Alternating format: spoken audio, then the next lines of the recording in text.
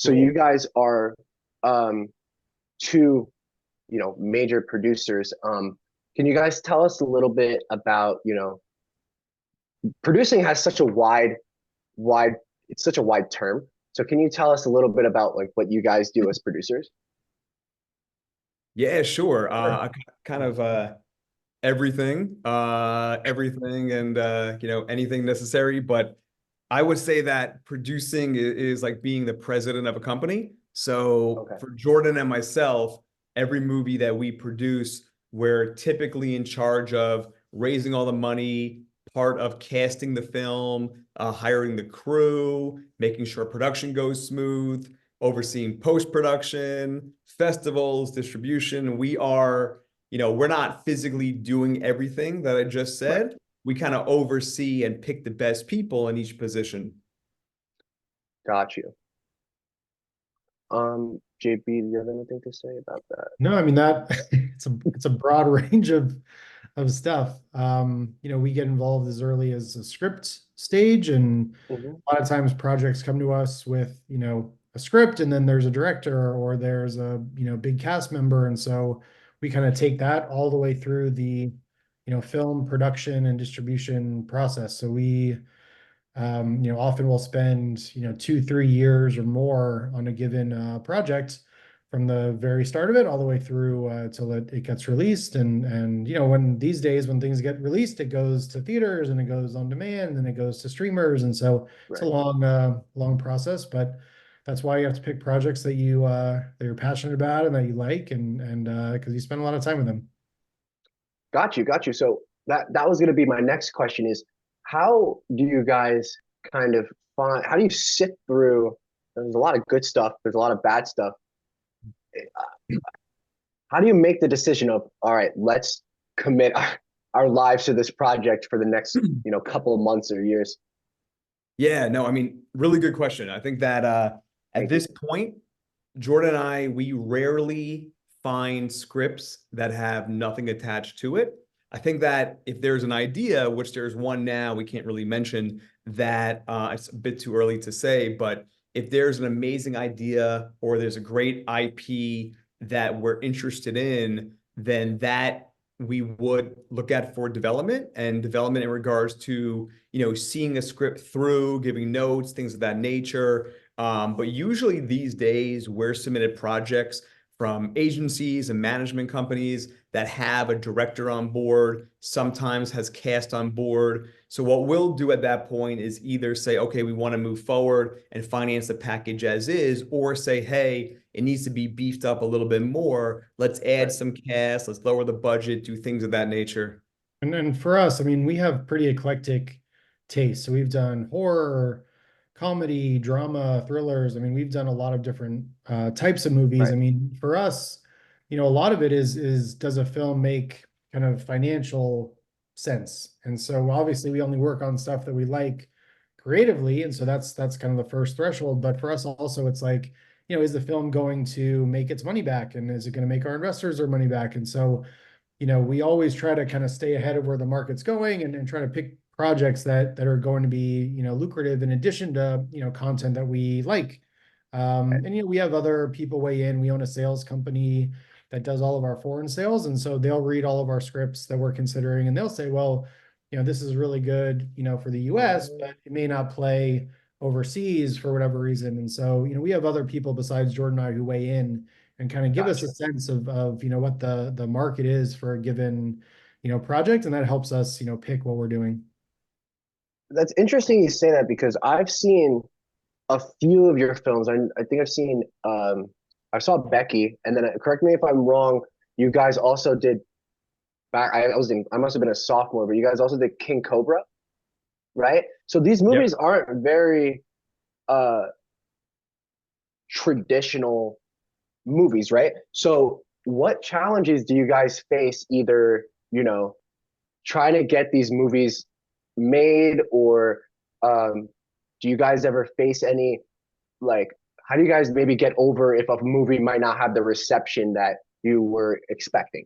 You know, kind of a So two-parter there. you mean after a film is produced and released? let me take it. Let me take the question back because I think Yeah. my head I kind of just started spitballing. So the first question I had is how how do you guys yeah while you're making the movie do you guys ever hit a point where you think maybe this is too much and maybe we're gonna have to cut back, or is it just like compared to what the script says, or do you just trust the directors and screenwriters process? That's a good question. Yeah. Okay, Jordan. No, I was just gonna say, I mean, every film has its challenges. I mean, we talk about it a lot that every sort of independent film is a little bit of a minor miracle when it gets, Hmm. made and so that's actually what we feel like we're really good at is seeing challenges and then solving problems. I mean, that's kind of a Got you. lot of it. And so, we try to be really collaborative with our directors, staying on budget and delivering films with the funds that we have is always a big thing. And so, when there's things that a director wants to do and he says, "Hey, I need a crane for this shot," or whatever. I mean, sometimes you have conversations with, the creatives and it all has to kind of, match. But there's always things that come up that make this an exciting and challenging, process. Actually, the first film that Jordan and I ever worked on together, so I was a lawyer before I was a producer, and so we Right. decided to make a movie together in 2017 called After Everything. And so it starred Jeremy Allen White, Micah Monroe, Marissa Tomei, Sasha Lane. But before Micah came on board, there was another actress on board. And literally the day that we showed up in New York to start pre-production, that actress dropped out because she had a conflict and she was stuck in, I think, Italy. And so, we all had to get together, us and the directors and our whole team, and try to figure out, what we're going to do. I mean, the whole thing was kind of built around her and Jeremy. And, so we started making all of our calls and calling every agent and manager that we knew. And, for me, it was the first film I ever produced, and it was sort of the most difficult but exciting, thing I'd ever done in my career. And it was kind of what made me fall in love with the business, actually, was that challenge that we had to face and how we all came together to solve it and stuff like that. Again, it happens on every film, but we have a really good team of people around us that help us, solve those issues as they come up. Right. So um my next question would be, as a producer, I'm sure not every film, you were saying that a lot of your films, you're trying to get a audience to receive it well, you're trying to get some investors to get their investment back. In most, not in most cases, sorry, in some cases that doesn't happen. And how do you, I guess, how as producers are you able to overcome that? Like from the post production, once it's distributed and everything, it might not do so well at the festivals. How do you get over that? Yeah, for sure. I mean, I would say that typically, I don't want to jinx anything, but when we have movies that go to good festivals, like last year we had a film called Parachute that Brittany Snow directed at South by Southwest. Wow. Won some awards on that one. That starred Courtney Eaton from Yellow Jackets, Thomas Mann, Dave Bautista, Kid Cudi. And then we had David Duchovny's film that he directed and starred in called Bucky Fucking Dent. That's the actual title. So those did very well review-wise, critically, and right now we're preparing distribution deals, working with a certain distributor to get those films released this year. But I would say that for us, we've been lucky, even back to the King Cobra days, that our films that have gone to festivals have done well critically. And really, for some of these smaller movies, you need the platform of a Tribeca, of a South by Southwest, in order to really show your film to a wider audience and for distributors to see that it has the kind of value in the sense that it could be commercial, not just some small indie film. But in regards to your question about dealing with investors, if that's what you were saying, we like to make movies that for us check two boxes. So one, it's financially responsible, and two, it's a really cool film. I think that, a lot of people or producers sometimes make movies that are either A, they think it could be like commercially, financially profitable, or B, a film that is like super, super cool. But with those super cool films, sometimes you have to be the needle in a haystack where you need to get into Sundance, and now at this point, maybe even win Sundance to break out and become a movie like a Coda per se, or Birth of a Nation. Right. Or you can make movies that just crush it financially, movies like Sharknado, and that's cool. Or, action movies that end up in Walmart in the middle of the country. And again, that's cool. Like, we have respect for all different kinds of movies, but we Right. try to balance out and walk the line as far as what makes sense financially so our investors are safe, but it's still a good film. So I think that we kind of walk that line pretty well. Yeah.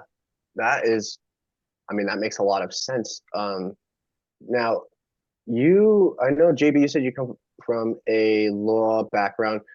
Jordan, you sound like very, like, you sound like a business, like a film student who also knows how to do business. I don't want to say businessman who likes film. You know what I mean? So were you always a film kid? Were you always, I want to do film, or was this a switch for you? No, I mean, I didn't grow up wanting to, be in film or be a film producer. I honestly didn't know what I wanted to do. And after high school, I ended up in LA, and I was interested in the business, and I kind of dabbled in acting, which was fun, but I always had a business mindset. And at first, I'm like, oh, let me produce a movie and I'll be in it and whatever, blah, blah, blah. And it kind of turned into me just kind of falling in love with the film business to begin with.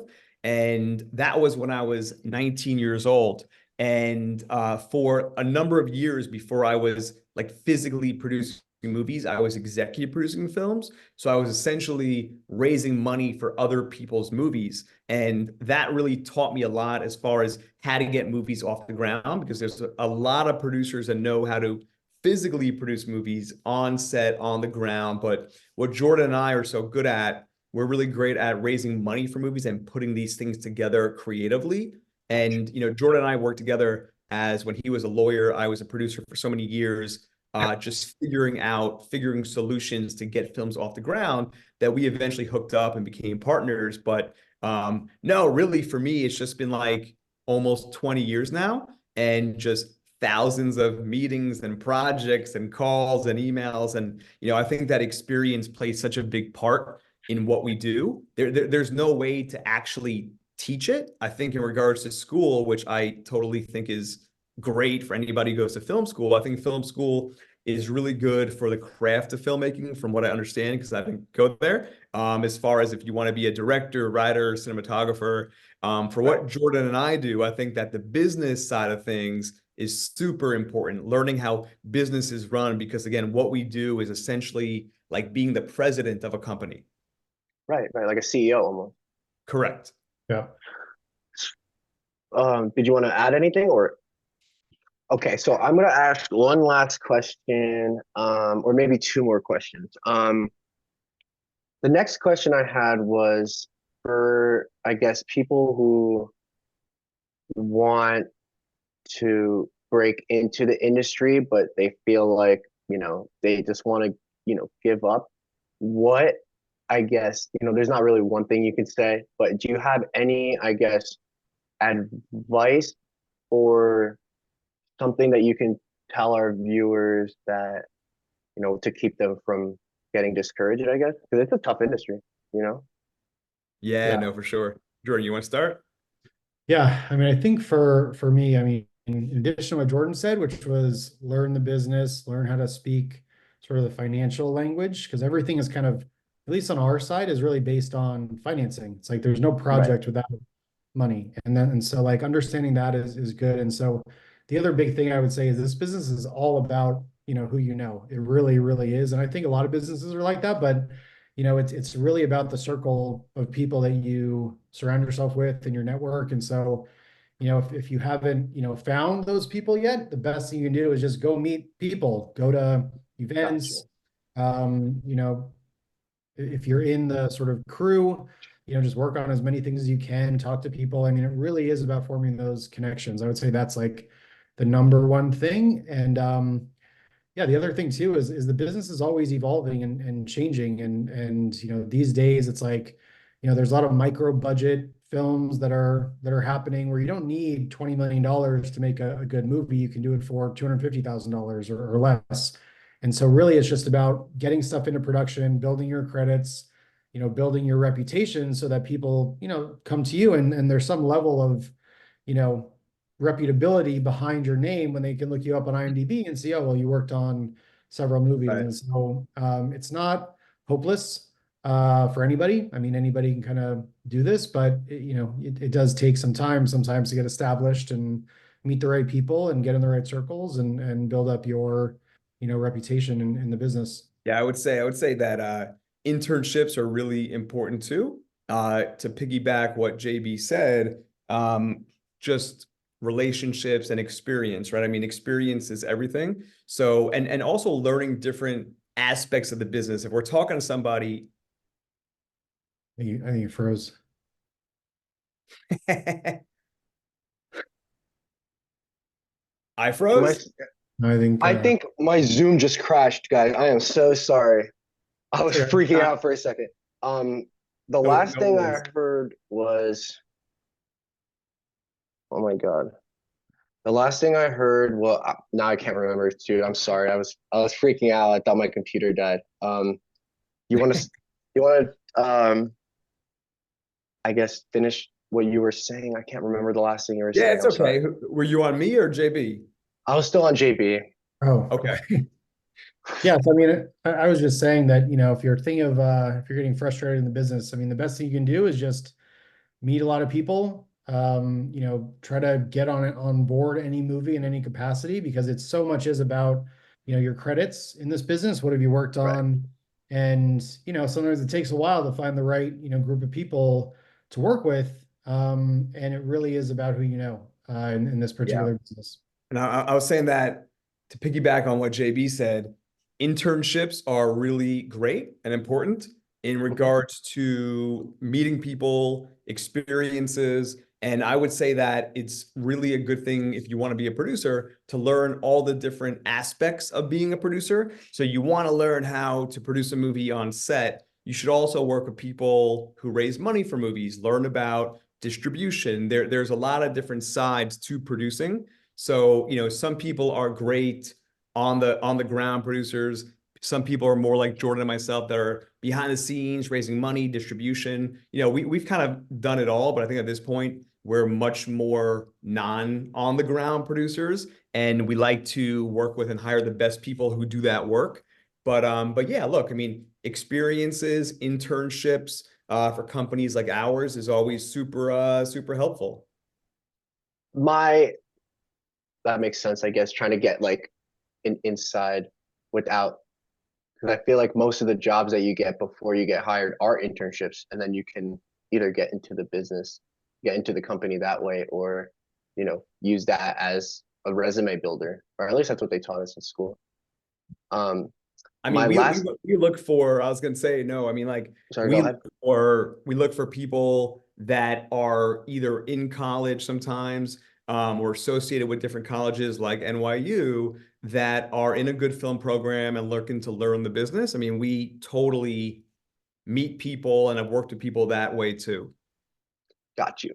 My last question would be, um, if is there a movie that you guys, either your favorite movie or a movie that you guys wished that you could have been like a part of that production? We don't like to say that. Man, that's a hard one. No, I'm just kidding. One of our favorite movies that we produced. It could be that, or just one of your favorite movies, like of all time, that you think is just Okay. perfectly put together, beginning to end. Yeah, sure. I mean, recently I told you before I love the Iron Claw. Iron That's a Claw. recent movie, but I would say of all time, I mean, I'm a big fan of crime thrillers. I love The Departed with Sweet. Caprio, Mark Wahlberg. I think that, and Jordan and I are getting into producing bigger budgeted films at this point. Like we had a movie that came out recently called The Kill Room, which was Uma Thurman, Sam Jackson, Joe Manganiello. That was a larger budget film for us, and we're gonna be making more movies like that.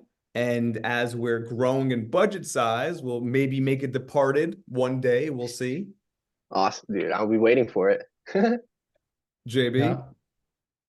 This is a really hard question. But I mean, for some reason, the movie Inception is like coming to mind. Like I just remember being in the theater and just being blown away by the high concept, the production value. Obviously, it's like an insane cast, and like we're not Super low budget though. That was like $1 million, right? yeah.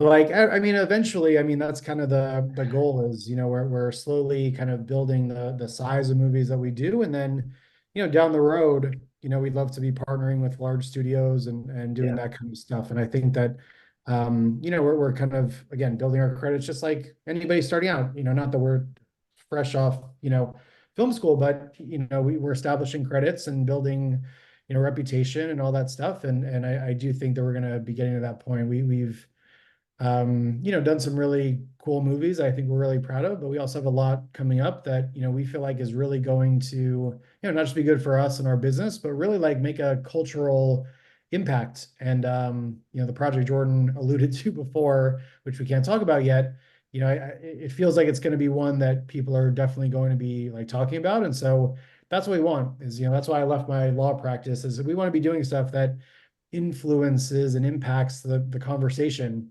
And I think there's still great movies that are being made on a regular basis, and that's what we want to be doing. So yeah, I would say my official answer is probably Inception, just because that comes to mind as one that I really enjoyed seeing in the theaters. But there's so many. I mean, we that we, are- we that love are- lower budget movies too. I mean, we've made movies like After Everything with Jeremy Allen White that Jordan referenced before. Right. We made I Used to Go Here with Andy Samberg's company with Gillian Jacobs. King Cobra, Jack Goes Home. These were lower budgeted films that also did well. People know, still talk about.